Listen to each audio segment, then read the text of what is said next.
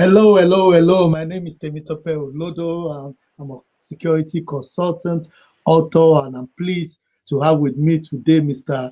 Babajide Osanyintolu. Thank you so much, sir, for joining us. Um, I know it's a very, very interesting time as every one of us is locked out or locked down, whichever word you want to use. Just say a word or two, greet our viewers who are watching us from around the world, sir. How are you today? Yes, you can speak, I'm sir. so sorry.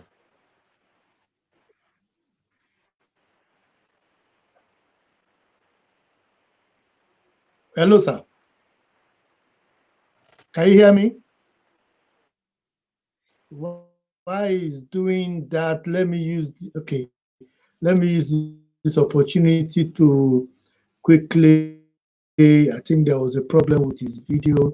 Well, let me quickly share with help us to more or less, I want to share this video, which I think most of you must have seen. Video to come on.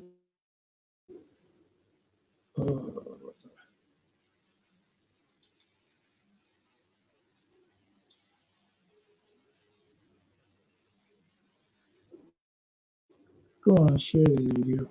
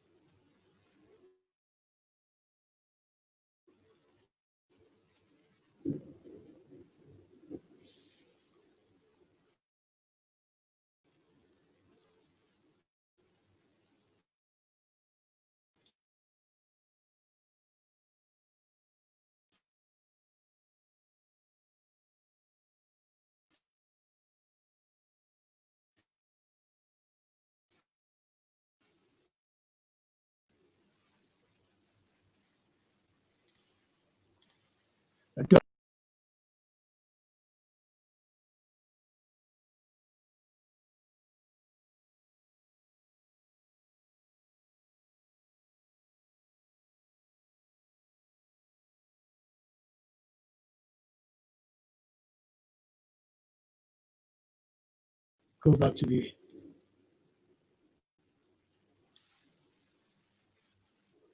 Olodo, and today I'm going to be talking to you.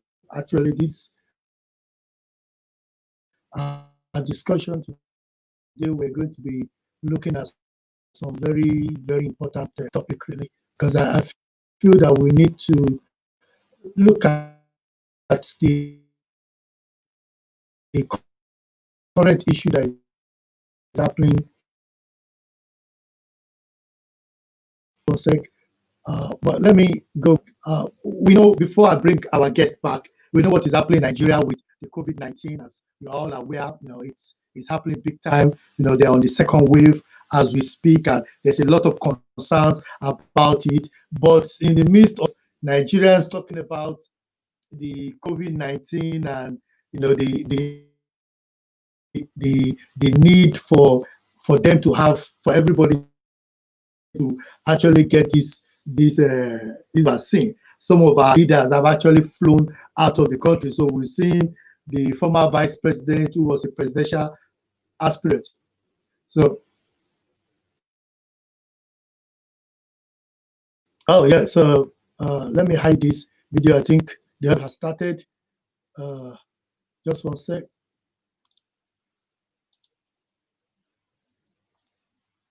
Okay, so we have the other video actually playing now. So I'll just go back to the other video that is actually playing now, so that at least you could get. I just want you to get a.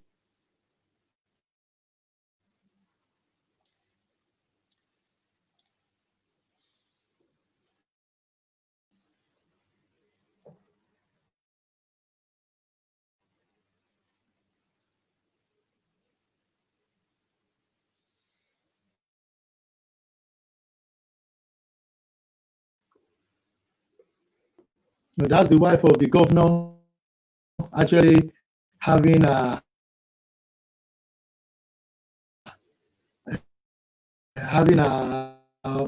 vaccine jab in America. And I think we need to have a discussion about this.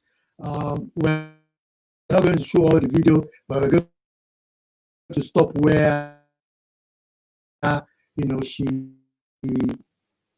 going to stop, where after she's been given the jab. And then we're going to have a discussion with our guests in the house who will give us more insight into his own view on the issue. And let's just wait for her to.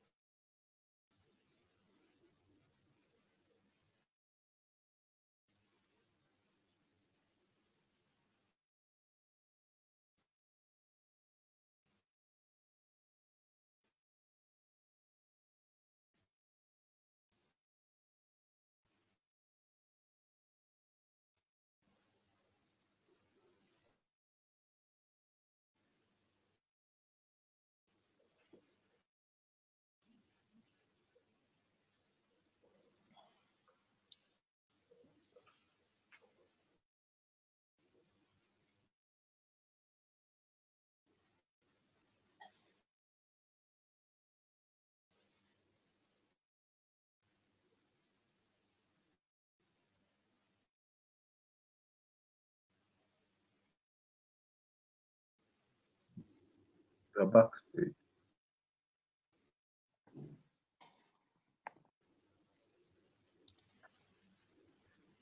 Thank you, Oduntan, for joining us. I know this is a very busy time, and to be able to take you out of your busy schedule. I just showed our viewers.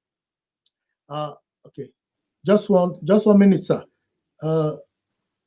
Just 1 minute, sir. I just showed our viewers the video of the governor's wife. Actually, the video of the governor's wife having jabs in America, and we've heard of Atiku also, the former vice president, also going to Dubai, and it's caused a lot of discussions, online, of course, that why most of them are supposed to be coming together. We've not heard of the PDP coming together and say, let's raise funds, to try and make sure that at least the 200 million plus Nigerians, if not all of them, at least if about 50% of them can get that jab so that they don't die of coronavirus. But nothing has happened. Instead, we're seeing them flying out of the country. What is your view on this, sir? Professor? Hello, thank you, Mr. Temi. Yeah. I mean, you've given it the right slant that I would want us to look at it from. The fact that there's a scarcity, that scarcity needs rational distribution of resources, and that in most countries they draw up a way of access to this, and that the elites of any country, of which certainly the governor's wife is, and certainly our dear friend Atiku, and even our president, because he too is fond of using a foreign medical supplies and infrastructure. The role of the elite is not to be jumping the gun and going and getting secret benefits behind the country. They should be at the forefront of making sure that this is available to the the people who need it most. And the people who need it most cannot be determined by people who have access to political power or economic power. It has to be people who need it most based on scientific and maybe even political rationalization. So the idea that the governor's wife feels free to go to the US to jump the gun and get her own personal jab, all this just shows that our elite system are not responsible. They certainly are not showing the responsibility that the elite systems of other cultures and other countries are showing. Let's take the example of the UK where we are. Since this vaccine has been rolled out, I found out that and you, of course, you know, and it's common public knowledge that it's not everybody that has access to it right as of now. My father is 85 years old. After a few weeks, or maybe 1 or 2 weeks of rolling it out, they called the house. They called the house to say, "Can we bring him to get his jab?" I know I'm not even asking for the jab myself because I know it's not yet my time. It's not yet our turn. That there are several layers of people who are prioritized.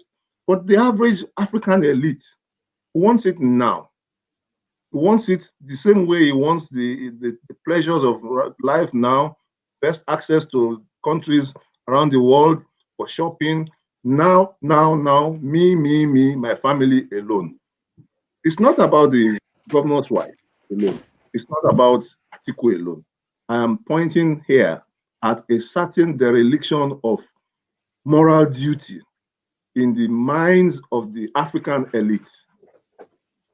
They need to transcend from a previous era of thinking that privilege means getting it for yourself to privilege means service. And that's where I think I want to place my own emphasis. Thank you, sir. Mr. Babajide, you've heard the prof. He talks about the fact that it should be more about service. And as innocent as the governor's wife might have been in saying that, she's taking her jabs in America, she's even organizing for her husband to get the jab also. So he's going to leave his duty in the southeast to go and have his jab while his people have not yet been given jab. What is your view on this, sir? Um, Thank you, Mr. Temitope, for having me on this show, and I think I'm privileged, like everybody, that to be in this kind of forum. Um, in regards to the question, I think maybe morally is to me it's irresponsible for a leader or a governor or a governor's wife to leave his own people to go to another country to get a vaccine, and also to be soliciting for our own husband to come and get a vaccine as well. It shows the level at which our leaders as the level at which they don't do they really love the people they govern? Hello, can you hear me? Hello, I can hear you. Yes, I can hear you. Go ahead. And I think one of the things that I think the government or the constitution we should try and rewrite or do sort of amendment, maybe to stop our leaders from having a dual nationality. Because in as much as maybe they claim they are Nigerians, they are also an American citizen. So definitely, by law, you can't stop her from going to a country of, you know, and a country whereby she's a citizen of. So all those things, I think there should be a limit. It's so depressing, it's so demeaning that the so-called people we look up to are the ones leaving us behind to go to other countries to get vaccinated. And whereas all the people that they are governing do not have access to all these amenities, all these things that they are getting for free in a country whereby everything works everything is being given, all the amenities or the things that Nigeria count as luxury is just basic in this side of the world. And I don't know what's I don't to me personally, every time we sit down or have uh, how will I put it, when we have a discussion on Nigerian politics or the way to go. The question is always uh, the problem, the solution, the problem, and the solution. And none of the solution has been actually used to solve these Hmm. problems. So we are still on that stagnant stage whereby you're not going forward, you're not going backward, you're just there. The country is just on that autopilot. That's what I would say. So to me, to condemn whether the governor's wife traveled to the US to take a vaccine, Constitutionally, can you stop her? No. But morally, it's irresponsible. But nothing you and I can do about it. So that's my take. Thank you so much for actually diving straight into it. Prof, you are a man in the academia. So if there's anything you know more about the academia than most of us, here on this platform, and you've been involved in online, teaching your students and speaking online for many years, even before many people could even imagine. Why is it so difficult? Look at the Nigeria setting and they're asking children to go back to school. And, when I see children washing their hands, many of the schools, I know the village my dad come from, I don't think they have a borehole in the primary school or the secondary school. And apart from Lagos, Ibadan, Warri, or the major cities, I don't think some of these places will have some of the preparedness that they need in order to ensure that their school are COVID-19 compliant. And this is the time when all hands should be on deck to ensure that the children are, they are in a good environment, they are learning, they are not left behind in terms of, what is your opinion about the school opening, the COVID-19 issue, and all this mess? Because everything seems to be in a mess. Yeah, educational sector, like you very rightly noted, is my pet area. It's my calling. That's the only thing I know about. And of course, yes, I'm sad about what I'm seeing happening in the educational sector all around the world, including right here that we are in. We are having years being stolen away from a generation of students that will never come back. It's never going to come back. And I think that's just a tragedy. I'll give an example. There are some courses in the university that last only 2 years. 2 academic sessions, and people have made out time of their lives. Some have left their professions to come and do this 2-year executive education on campus, and they end up doing it online. It's a shame.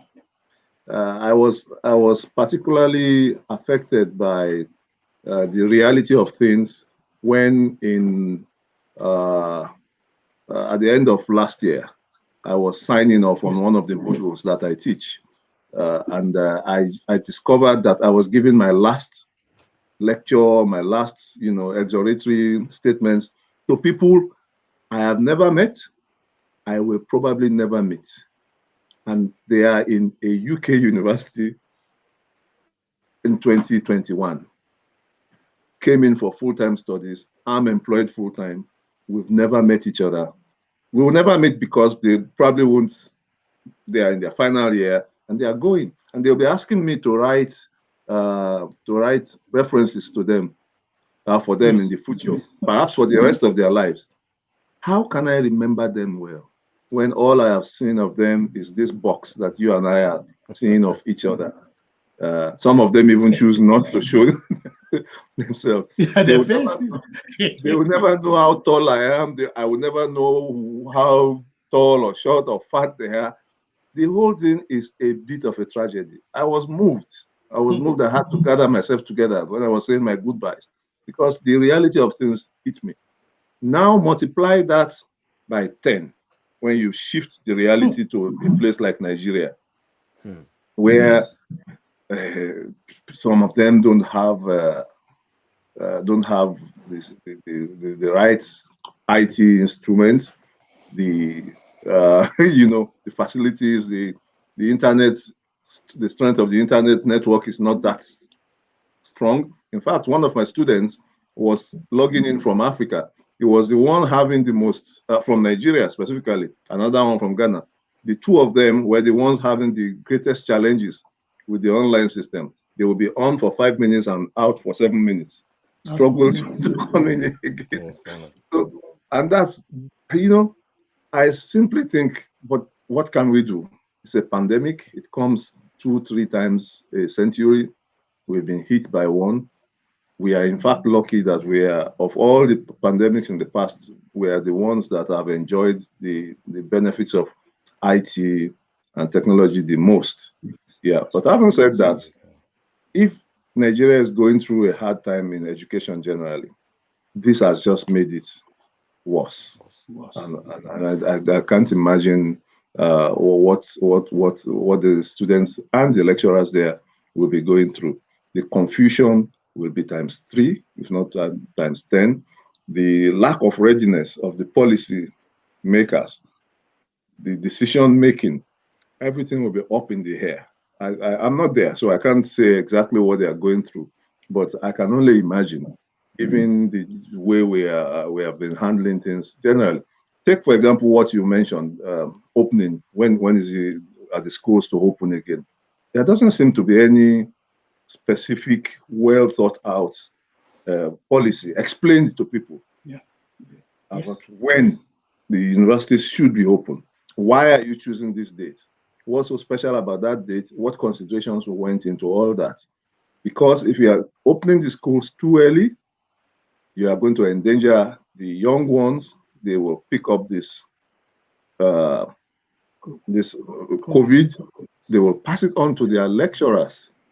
If they, I mean, recently we've lost several professors in Nigeria, particularly in the University of Lagos, where they said there was a party and about 4 professors who attended that party are gone today. One of them, a professor of law and former vice chancellor of the university. So these are hard choices to be made, very hard choices to be made. People should have the confidence that the people making those choices are doing it based on science. They are being science-led rather than just fumbling around for what to do. As to what is going on in Nigeria, you would have to ask a Nigerian academic who is there now. Only extrapolate. Yeah. Let me go to my brother, Mr. Jire. You just came back, and you're an ex-student of Unilag, so you know that area very well. Just imagine you transport yourself back to your school days, with many students in the school hall. How do you think that the university can cope with COVID-19 based on your experience here and what you know from Nigeria, your school days? What would be just give me in 2 minutes, what do you think would be the best way the COVID-19 should be handled effectively to avoid it being spreading in the school from your school days experience? Okay, there are 2 things. We have to look at what policy the government comes out with. Is it being implemented? Is it being actually abide to or abide by? Because now, when you go to Lagos, when you touch down in Lagos, I think sometimes the problem lies within the people, not mostly the government. Sometimes the government will, bring up policies, but the people, okay, let me rephrase it. I think there's a communication gap and a distrust between the people and the government. True talk. For example, when there was a lockdown about 2 weeks ago by the governor, saying that all clubs and all eatery or some places to be shut down. Could you believe that there are some clubs, there are some event centers flouting that law? And sometimes we keep on blaming the government, but the people are forgotten that you are the cause of most of the problem. They do, to me, they don't believe that COVID actually exists. One thing about Lagosians or Nigerians is that until it happens to a close family or someone they know, that's when they take it serious. Everything is normal in Lagos. Everything is normal. They don't believe that this COVID actually exists. Some people may be coming from abroad, and you can tell them, yeah, this thing actually exists. A lot of people have died, and I think you need to, take precautions by washing your hands, using a face mask. But let's go back to the school to Unilag days. So let me quickly answer that question. I can tell you that I don't think the school will be able to handle it properly when the government itself is the role they are playing, to me, is not really effective. People are not taking them serious, and if the people you're governing is not taking you serious, I bet it's just, to me, it's just like it's a bloody waste of time. Because here in the Wow. UK, there's a We, directive that comes from number 10, and everybody abides to it. But back in Nigeria, when the governor says something, I'm telling you, everybody, what's he saying? What's the governor saying? They don't even look at the positive the consequence of going against that policy, or what what abiding to that policy, how it's going to help them to live and to stay safe. Now, at least I spoke to, I think, a sister of mine in Nigeria some days ago. The school, they said that all kids should resume, and she is fearing for her kids, saying that she believes that the reason why they told the kids to come to school was just because of school fees, and she believes that this thing is spreading like a wildfire. But the school authorities are not buying that. They want pupils to resume schools. Even schools are even ISL. I spoke to my auntie, said ISL has resumed some days ago. Even the uni is about to resume maybe about next week. And I don't know how they want to survive. People are trying to stay safe all over the world, but Nigeria is quite different. It's totally different. It's like it's like they are they, sometimes I don't know. I don't know why we behave like this. Whether we I don't think take it you're serious, or not. we don't, I think or you're we not the don't, only or one. we don't value life. To me, I think we don't just don't Yes. value life. Nobody cares. So That's why it can take former vice president to go to Dubai. It can take our first lady to even be in Dubai. It can take the wife of a governor in Anambra, Mrs. Obiano, to go to the US to take a vaccine. So nobody cares. with her Nigeria is on husband joining us autopilot, soon. and with her husband joining No, us no. soon. So, so, so, Yeah. so, if you see all that put together, what do you think is going to happen? You and I. I think I leave that I question to think you to answer. I think you've raised a point. If you're watching right now, please like this page, share this place, tell your friends that we're live and we're discussing the situation in Nigeria right now. Please like it, share it. And let me go back to Prof. We were privileged during our days because there are not many private universities during our days. And two of us might actually say we're privileged because I happened towards the end of my days on campus, I managed to have a big room because of the position I held as a Mm. Kega's chief, and I know you have a similar position. Now, just imagine, sir, you know, how you lived on campus the first, second, third year in rooms cramped, in 5, 6 people in rooms, and they will not be wearing any mask. As we see now, they will be cooking and doing all kind of things. And you're not having private rooms. It's not like the rooms that your students are here, where they have the hall of residence, they have everything. It's COVID-19 compliance, that people cleaning up after them. Don't you see that there is a serious disaster ahead? Look, just imagining that, because at least I was saying we had the privilege. We're talking of God, we're talking of over 20 years ago now that we No. were in schools.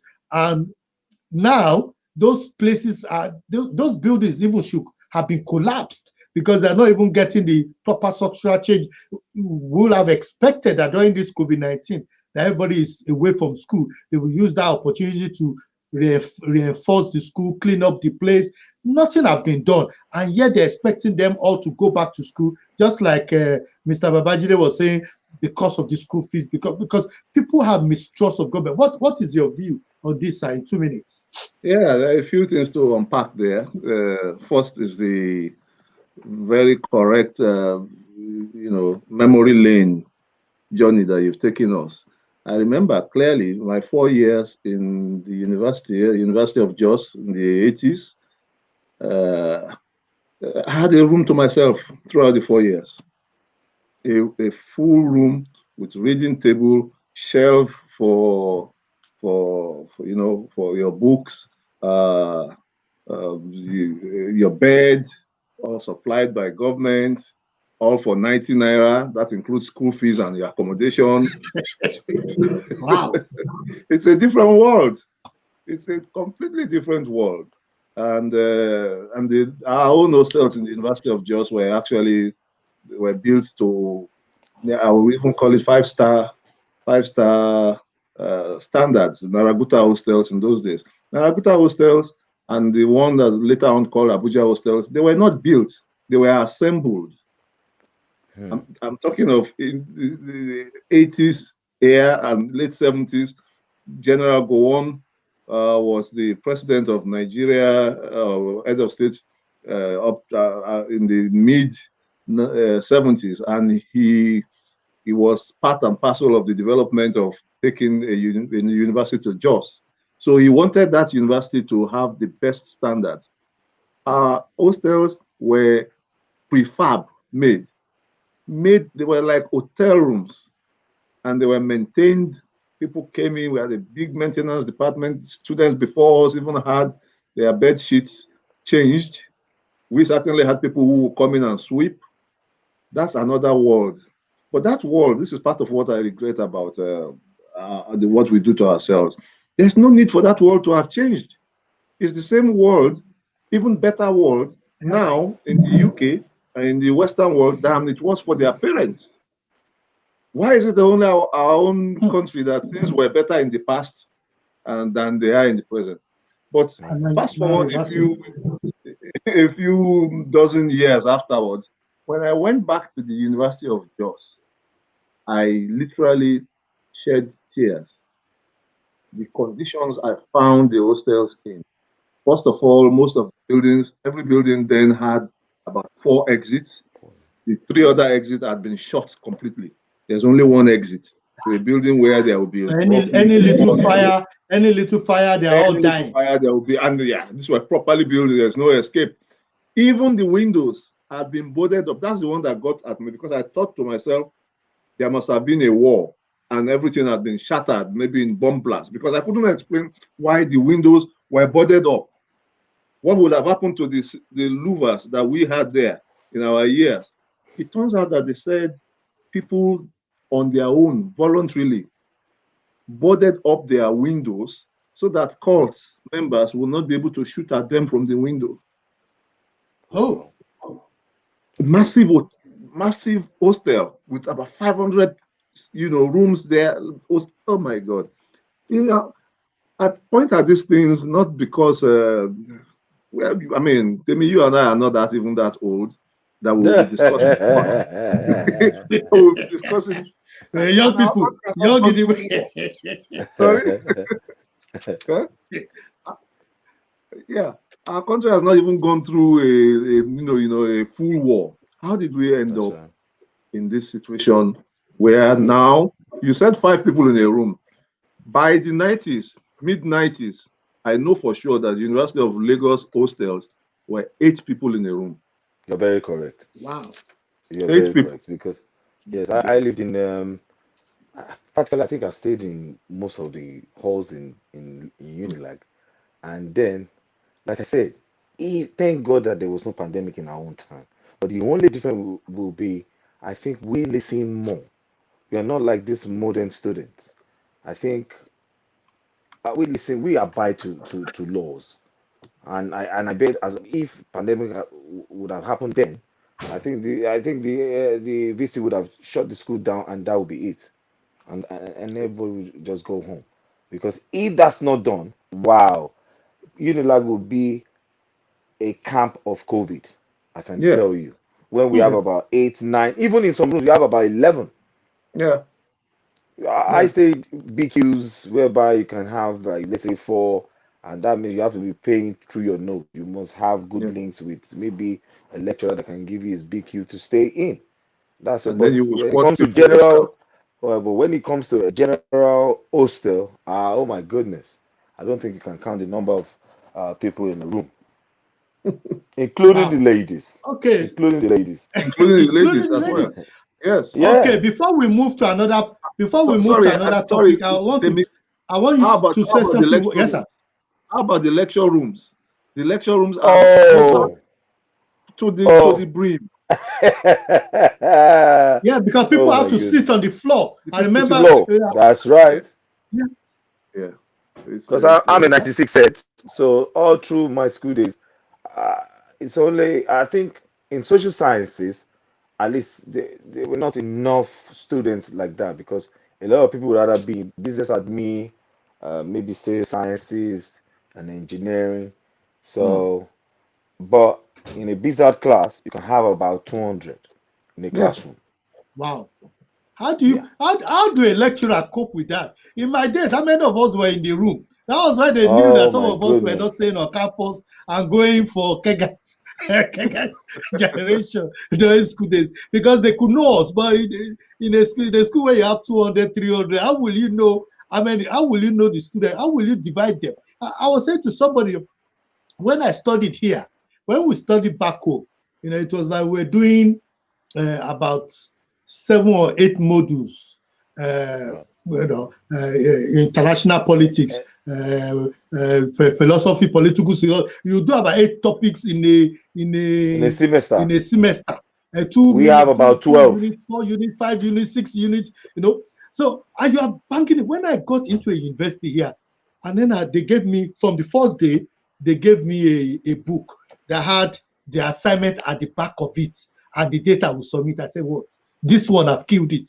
They've already given me all the topic. They're giving me they even the lecturer will come in and be apologizing and giving you the handouts with all the things when we have to buy handout. And the lecturer is telling us, if you don't buy my handout, You are failing. that's fail for you. In those days, not like here in London, everything is good. And then you are meeting Mm. people from the industry talking to you about it. So when you come to the lecture to talk about it in the lecture, or when you are asked in your exam, you can relate with the issue.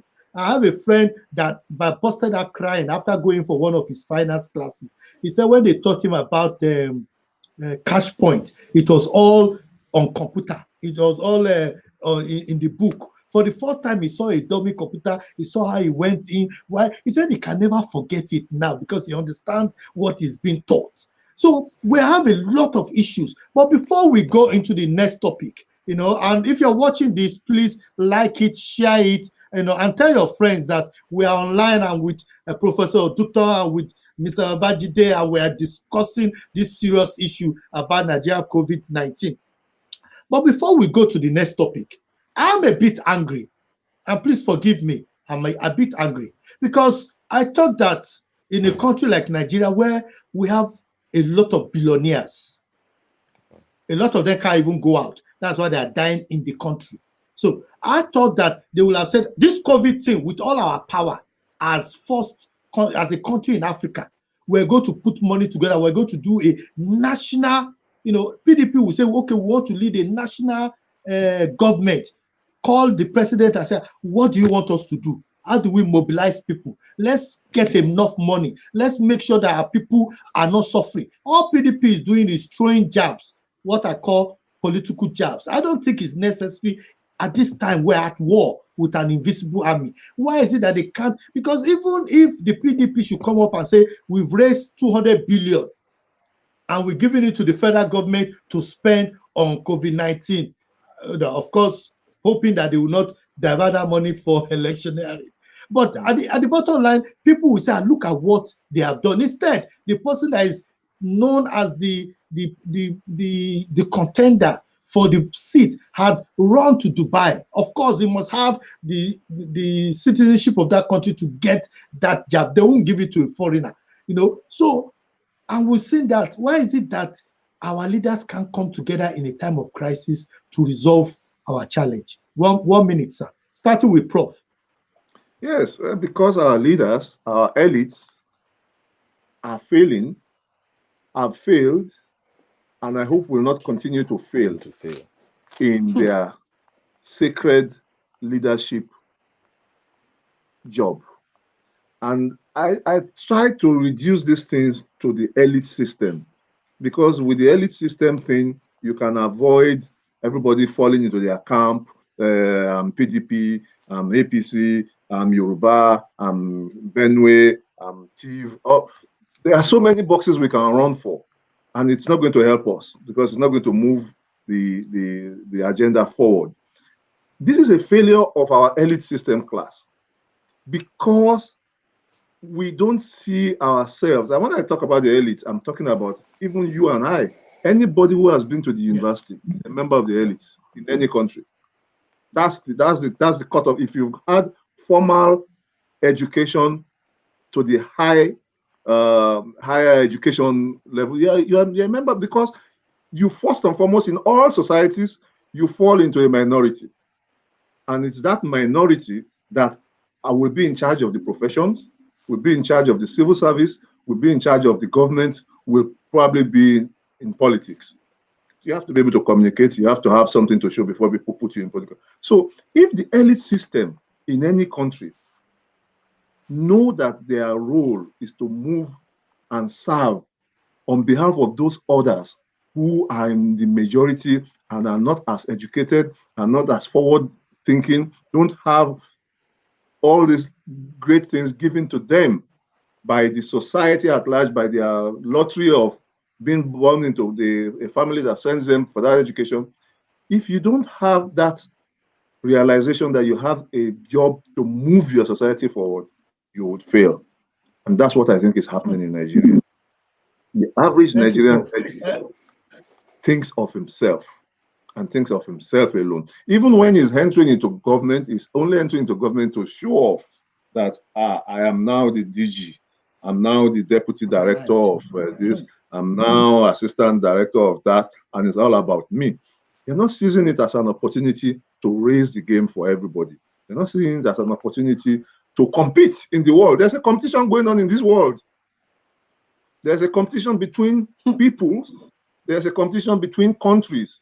There are people who are in the 75th largest economy of the world trying to get to the 17th, trying to break into the 10th. Yes.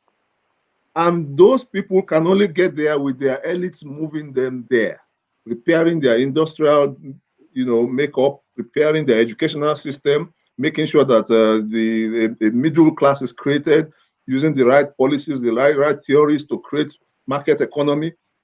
If instead of doing that, we are thinking of ourselves alone, I'm going to go and get that job, I need a second citizenship. You mentioned about, I think it's my friend, colleague just said now that perhaps Atiku has the citizenship of Dubai. I wouldn't be surprised. I wouldn't be surprised. In addition to that, he might even still have a Cameroonian. Who knows? That's the average African elite for you. They are thinking of the second passport and the third passport if possible. I have friends who already have a second passport here, and they are running off to Europe now to go and get a third, because they can only think about themselves. These people never for one day, when they're in this country, ever think about what's happening in Nigeria. What can I do for my former school in Nigeria? What can I do for my local government? What can I do for my people? Where are we going to be in 50 years' time? Is Nigeria going to be, now where they're supposed to be the 25th largest economy in the world? Fine. Why can't we get into the 15th over the next 10 years? Maybe, why not? If nobody's thinking about that, we will soon drop from the 25th to this. There are people in 88, there are 198 countries in the world. So and they're aiming for the top. They are aiming for the top. If your own allies are not thinking for you, you will go to 128.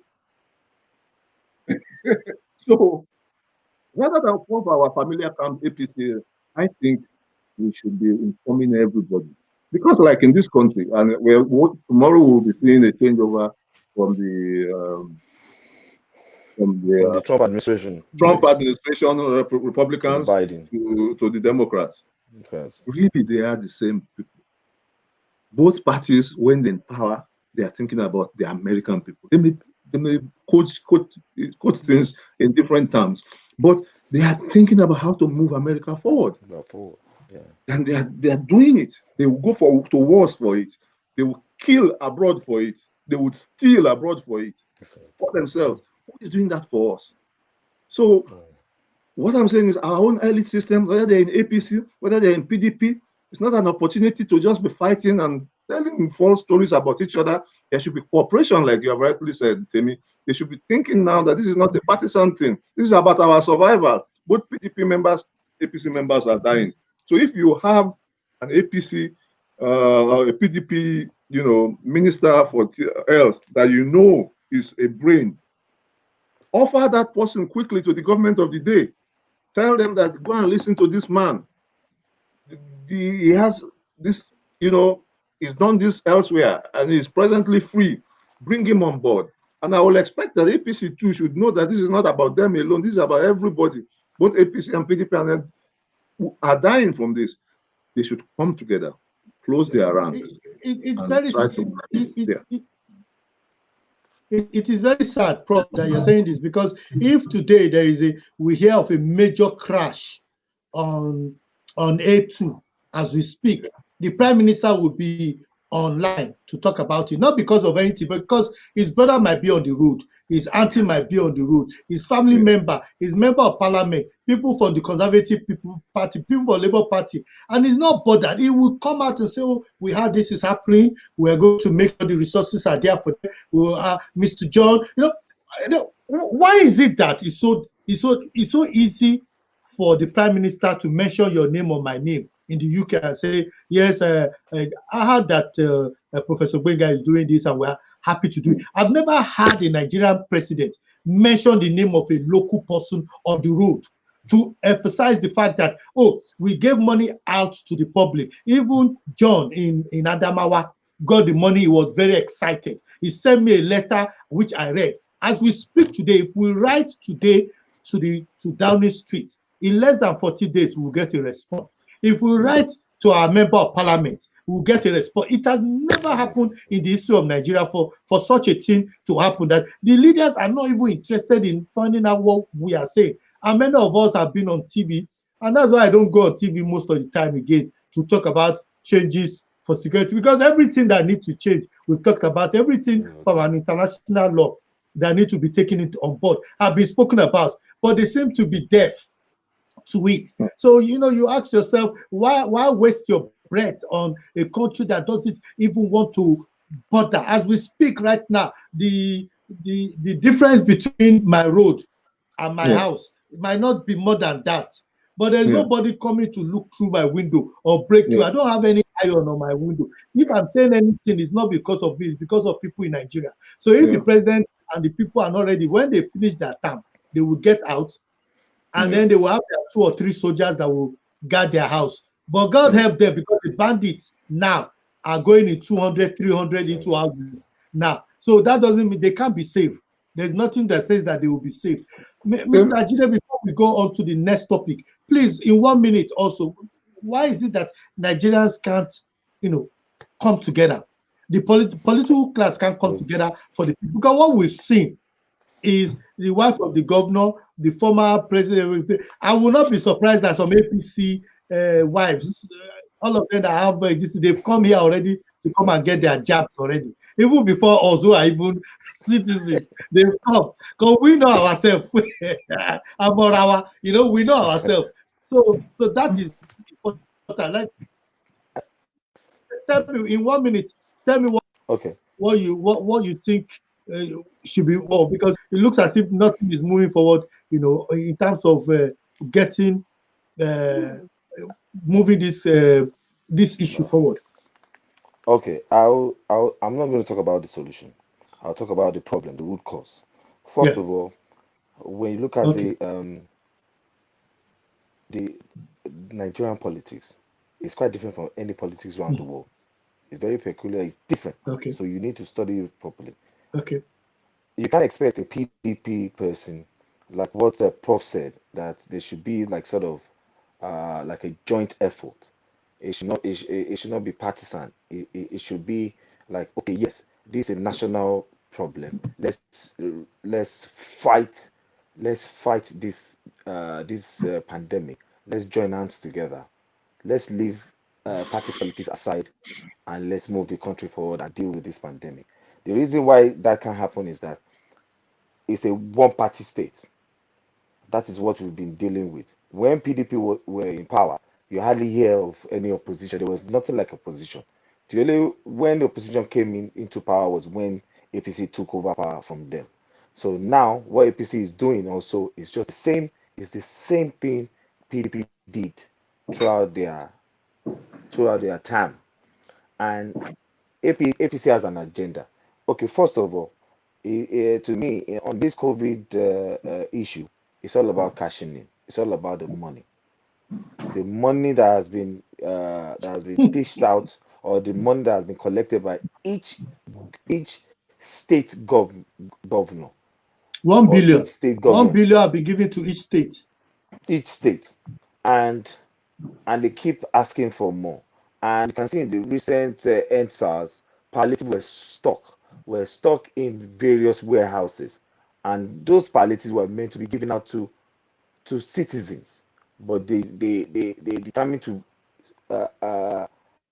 keep it in one warehouse, and at the end of the day, maybe they start sharing it to friends and family, or even selling it, because we found out that some Indomie, some palliative even found their way into the UK, and all those boxes were being sold for £10, £10 a box, or a box of noodles that was meant for people back home, but they've turned it into business, so it's cashing in. Then second of all, instead of the APC-led government to be discussing of how to fight this pandemic, what they were discussing in the National House of Assembly was they were talking about registering underage girls, Girls underage girls to vote. into to vote.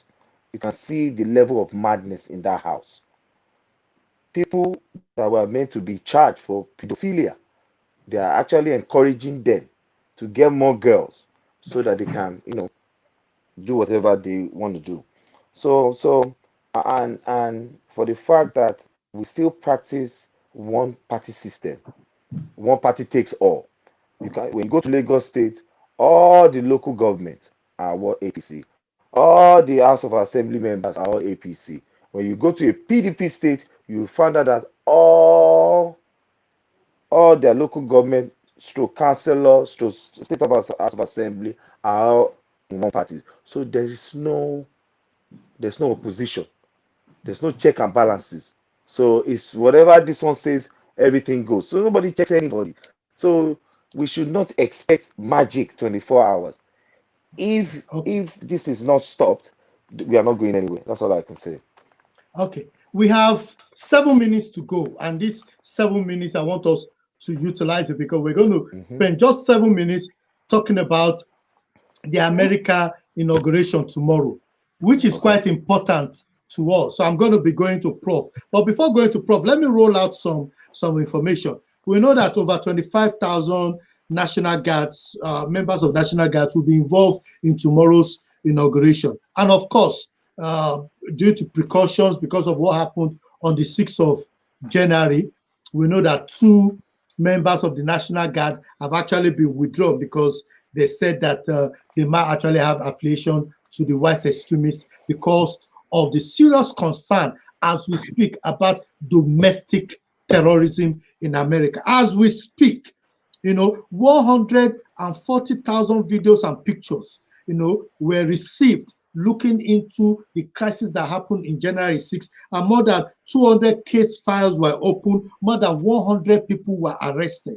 And we know that there are different types of crisis that is expected. They're expected that there might be IEDs, there might be pipe bombs, there might be weapons, there might be drones used by some of these white extremists or domestic terrorists that might want to congregate the Joe Biden's inauguration tomorrow. And I just want to ask, because for 200 years, this has become a tradition in America that, a president is sworn in, and they actually leave some space, and more than 50,000 agencies are involved. So, Prof, let me go to you first to say, what is your view in terms of Joe Biden coming in?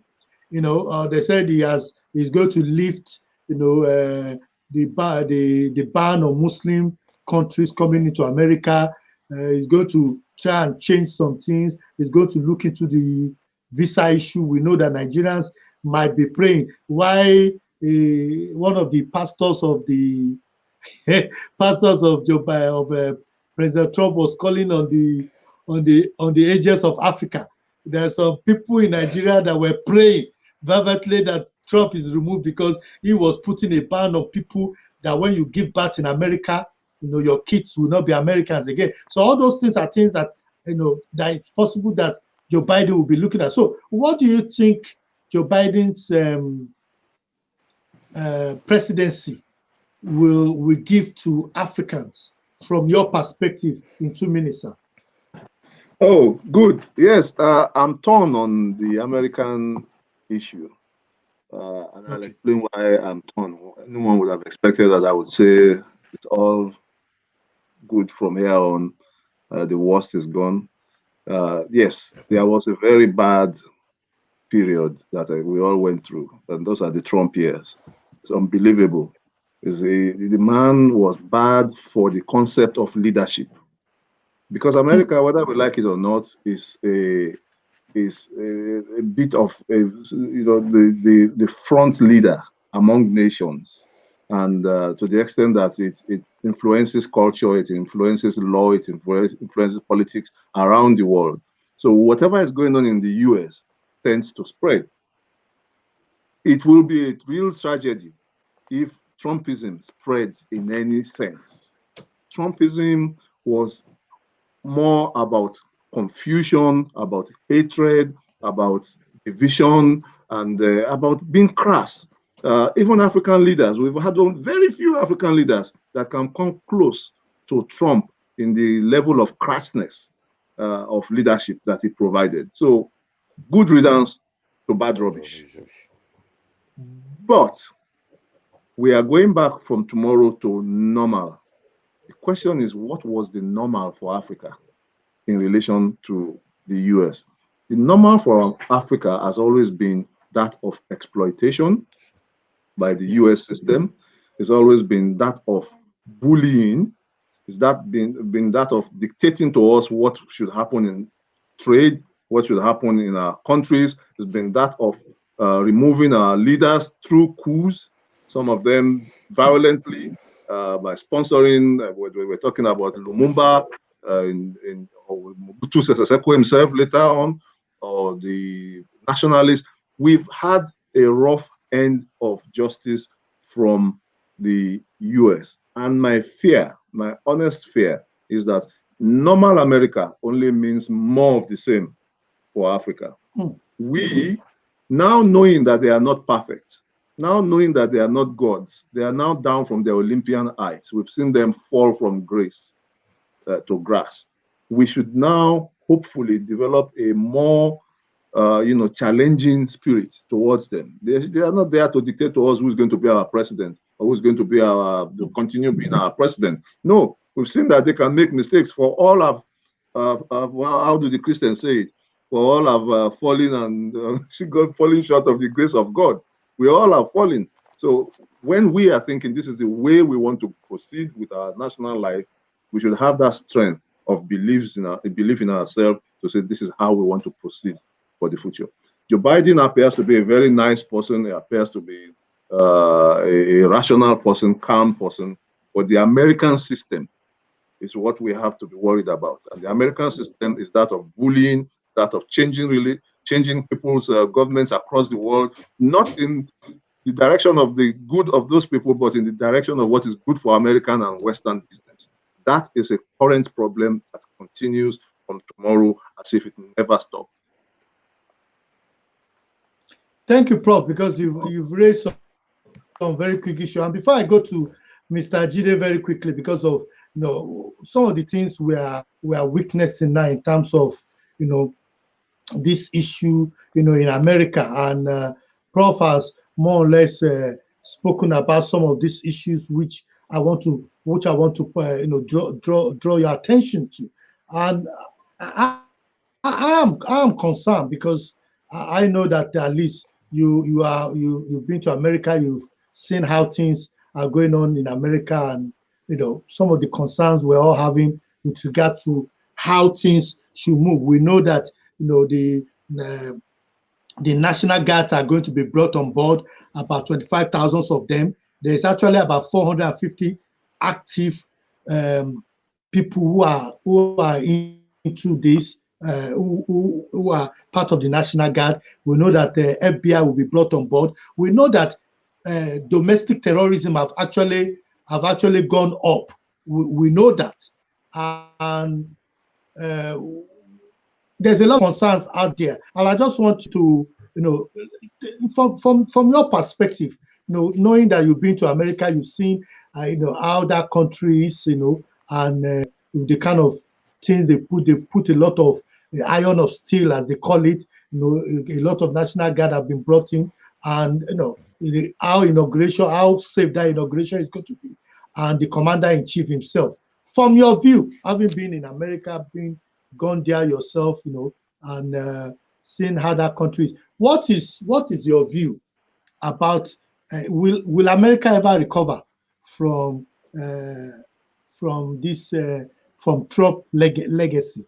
From your view, Um, definitely they will definitely Americans will bounce back, because it's a land of the free. Now, I guess from what Biden has already said since last week, he made a statement by saying that he's going to repel all what Trump has done. First of all, he's going to allow citizenship for 11 million immigrants, which is a good start. It's going to lift the ban on Muslim countries, and it's going to do a lot in terms of issuing more disbursement in terms of this support to working families and less privileged families. So, uh, from basically, as a Nigerian, I really care less. The only thing is that I've got families in the US. They should be able to sort themselves out, which definitely they will. So uh, Trump is gone, and the new man is going to be there tomorrow. So let's see how okay, everything's going to turn out. But how the it only goes. thing Yeah. I will. There's a particular article I read online just some days ago about Patton saying that the Buhari might find it tough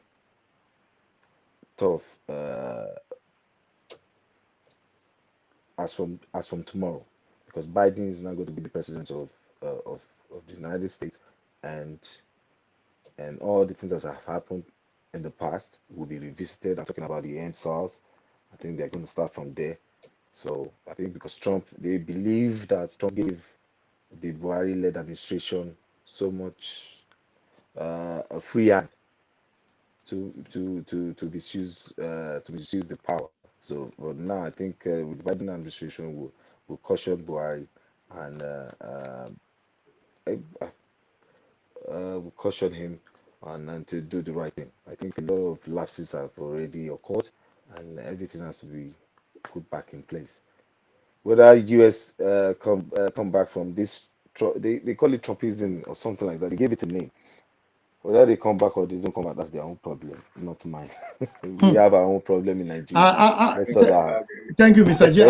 As we round up, Prof, as Yeah. we round off, if you're watching this, please like it, share it, let people know. One of our very regular viewer, has said, and I'm putting a post up. She said that at this point, it is clear that Nigerian government has failed the people, and the government has lost credibility. Nigerians were following the guidelines and obeying the directive.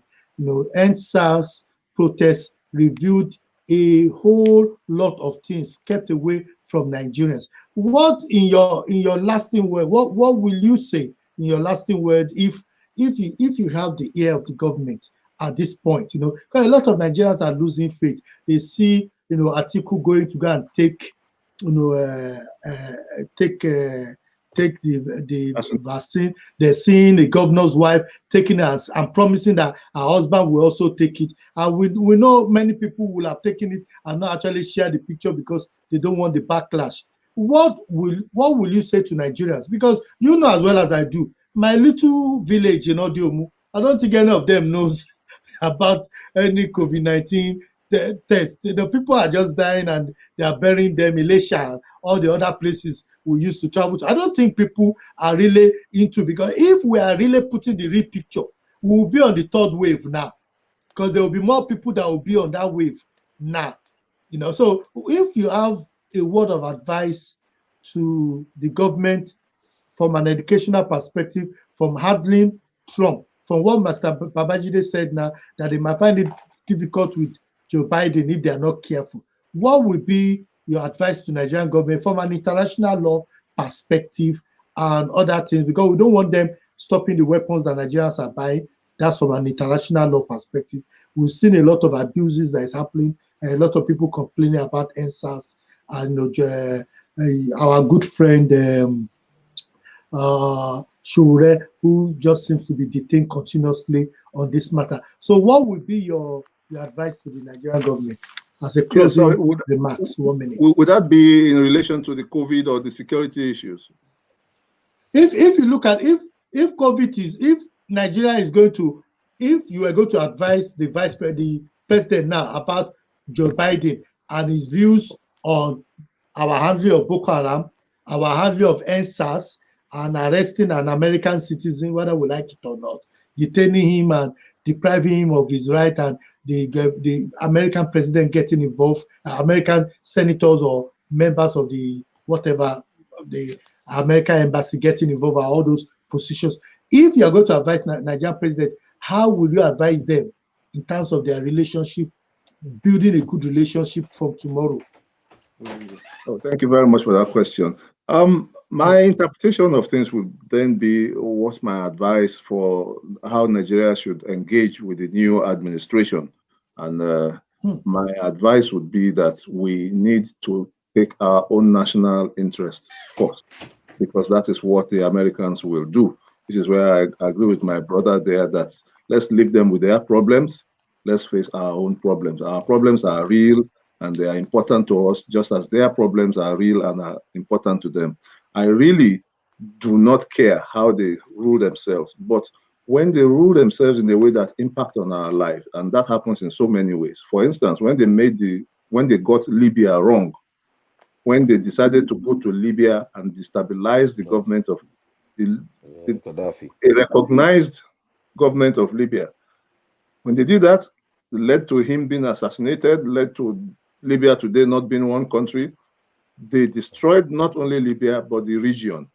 And as a result of that, the arms and ammunition that flow into Nigeria have been endless, and they have been of the type that make life difficult for our own security forces. So that's one way in which America interferes in other people's destinies.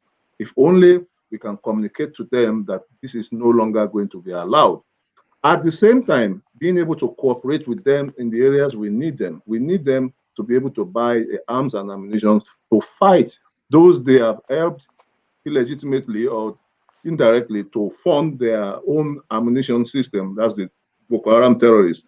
We now need advanced weapons that can face those people. The last two governments have not been great in selling us the arms and ammunition that we need. There has been so much, it's not clear what's going on there, why they don't want to. During the Jonathan era, they said it was because our military did not respect human rights. I don't think our military has ever respected, in the military of most countries, have ever respected human rights in the way they should, including the American system itself. So my hope would be, we need to communicate to them that the good of Nigeria is the good of the US. If Nigeria is able to defeat Boko Haram and terrorism and banditry, then perhaps less Nigerians would be walking across the desert to get into the Western countries just for safety, for economic well-being.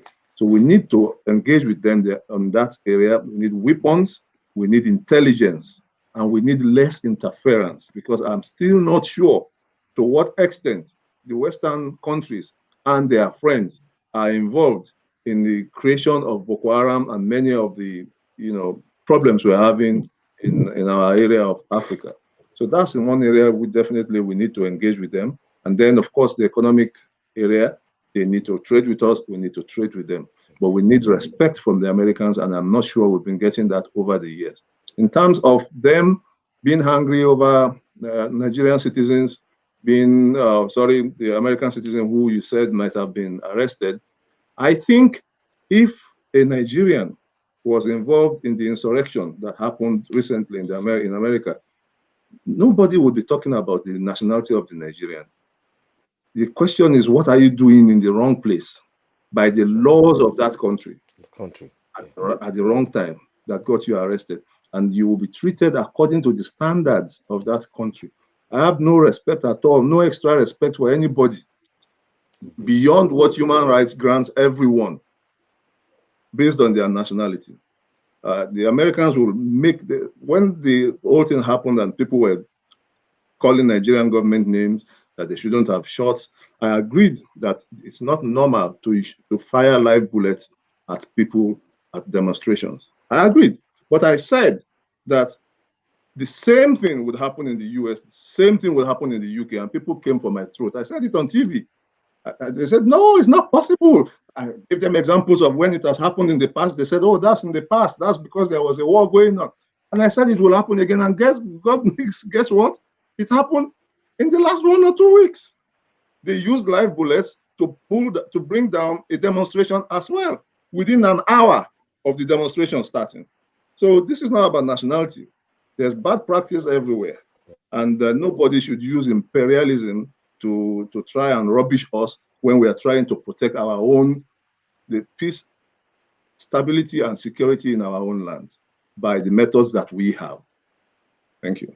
Prof, before you go, let me before I bring in Mr. Babajide, let me ask you this question, because I know your antenna is tuned on. Bobby White in Uganda has been complaining about the fact that his human rights has been violated, coupled with the fact that the American ambassador wanted to go there to see him, but it was turned back. His lawyers were not allowed to see him. And, Nigeria seems to be quiet. Kenya, which is just by the border, seems to be quiet. Nobody seems to say anything. They were very quick to go to, to Gambia, and Nigeria showed its power might. Is it that they are afraid of the current government in Uganda? And how do you think that should be handled? I would wish that democracy and human rights are observed across Africa, because that's the best thing for us, and multi-party system, and that governments do behave. Unfortunately, the Ugandan system seems to be heading towards a one-party and president for life situation. That should be condemned. On the other hand, I also do not think that it lies in the hands of the American ambassador to be visiting our governments and telling them what to do. Like I said, there's a part of me, there's a nationalism, African, Afrocentric part of my intellectual tradition that just gets worried about that development. The discipline of Africa is not in the hands of American presidents or American ambassadors. They have enough on their own plate. Half of our problems come from them and their friends in the first place. So they shouldn't pretend to weep more than the bereaved. I would wish that Museveni bows to the pressure of his own people through democratic means. But if the choice is between creating a state of anomie, a state of confusion, a state of violence in Uganda, and letting Museveni remain in place, I would rather have Museveni remaining in place and not have Western governments fomenting trouble that will lead to loss of lives and loss of livelihoods in an African country based only on the usual possibility that they will impose a regime change that will be helpful towards their own chevrons, their own shells, their own multinational companies.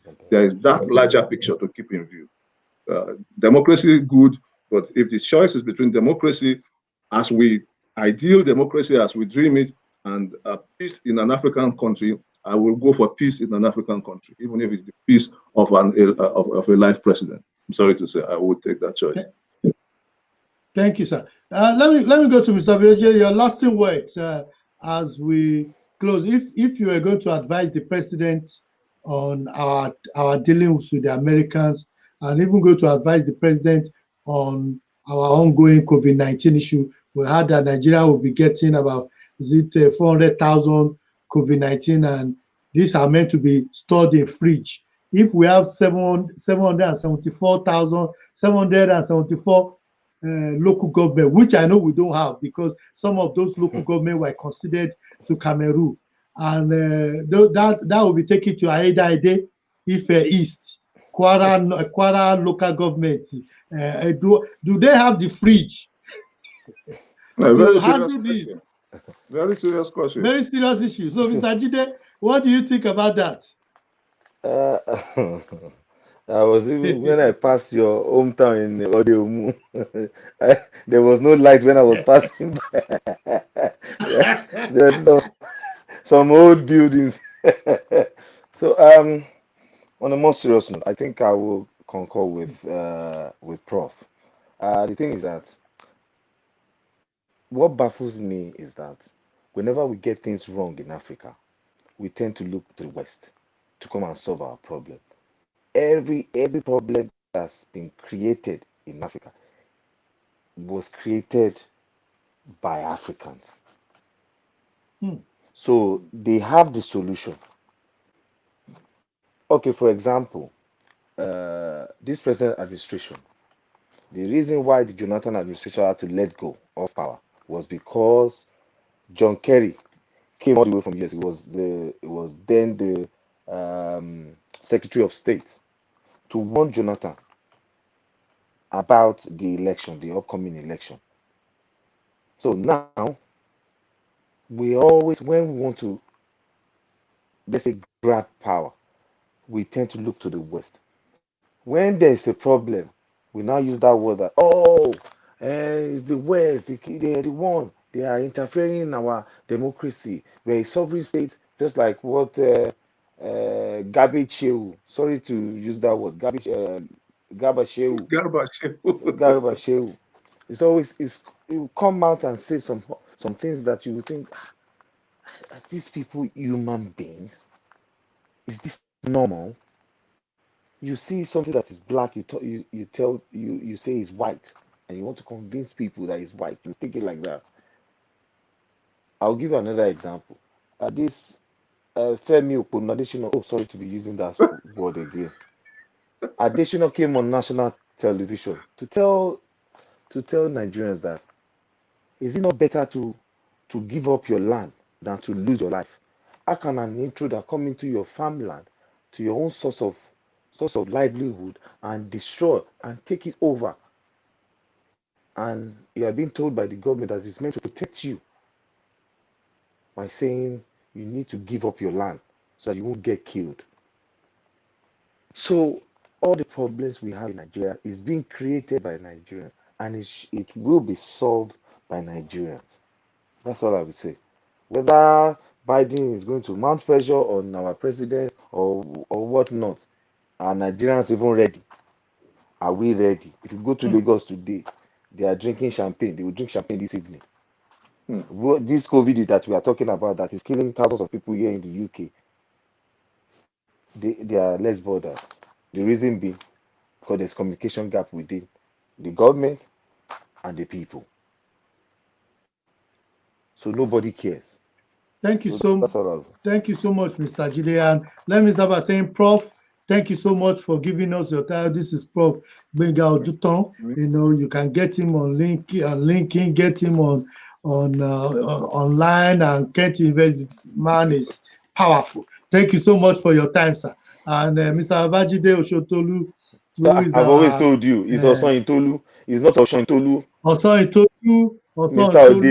Mr. Odeomu is Osanyintolu.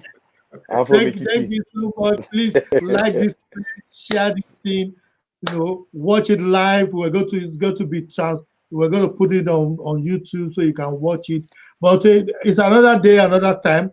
Thank you very much for giving us your time and watching it and sharing it. And I could see that we are getting comments coming in every time. You know, it's really great when people are watching and telling us their views. You know, just like my brother, Mr. You know, Rotimi Obe said, our present administrators are jokers in terms of execution of ideas. Things are not thoroughly think through before implementation. We can do better with a right leadership. What else can you ask but the right leadership? At this point, we're going to sign off here. I'm signing off. Prof is signing off. Mr. Babajide is signing off. And until we meet again, God bless you. God bless Nigeria. God bless every one of you. Please wash your hands, wear your mask, keep social distancing. COVID-19 is real. God bless you. Thank you very much for your time. We look forward to seeing you very